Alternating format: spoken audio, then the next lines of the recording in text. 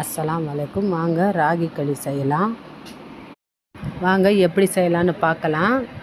நான் 2 கிளாஸ் ராகி மாவு எடுத்திருக்கேன். 2 கிளாஸ் மாவுக்கு 4 கிளாஸ் தண்ணி ஊற்றிக்குங்க. ராகி களி செய்கிறதுக்கு ரொம்ப நேரம் நம்ம கைவிடாமல் கிண்டிகிட்டே இருக்கணும். அந்த கஷ்டம் இல்லாமல் குக்கர்லேயே செய்யலாம். வாங்க எப்படி செய்யலான்னு பார்க்கலாம். 4 கிளாஸ் தண்ணி விட்டு 1 ஸ்பூன் உப்பு போட்டுக்கிட்டேன். உங்களுக்கு எவ்வளோ தேவையோ அவ்வளோ உப்பு போட்டுக்குங்க. போட்டு நல்லா கரைச்சிக்குங்க. மாவையும் தண்ணியும் நல்லா கட்டி இல்லாமல் கரைச்சிக்குங்க.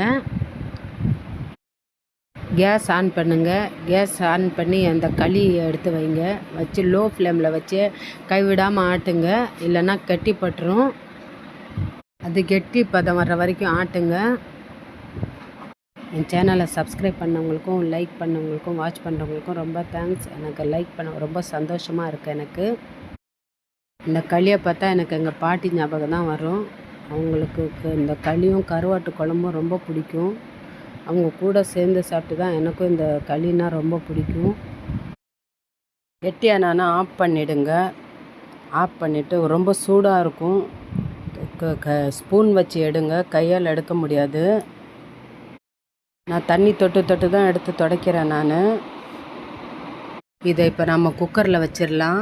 குக்கரில் கொஞ்சம் தண்ணி ஊற்றுங்க. களியோட பாத்திரத்தை எடுத்து அதை உள்ளே வைங்க. வச்சு மூடிடுங்க. மூடிட்டு ஒரு 3 விசிலுக்கு விடுங்க. 3 விசில் விட்டிங்கன்னா நல்லா வெந்துடும் களி.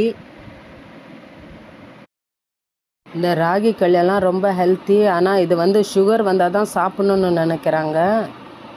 எல்லோரும் சாப்பிட்லாம். பசங்களுக்கு கூட கொடுக்கலாம். ரொம்ப ஹெல்த்தி இது. குக்கர்லேருந்து களியை இறக்கிட்டு ஒரு 5 நிமிஷம் போட்டோம். அதுக்கப்புறம் நீங்கள் உருண்டை பிடிங்க. ஏன்னா ரொம்ப சூடாக இருக்கும், பிடிக்க முடியாது. சேனலை சப்ஸ்கிரைப் பண்ணுங்கள், லைக் பண்ணுங்கள், வாட்ச் பண்ணுங்கள்.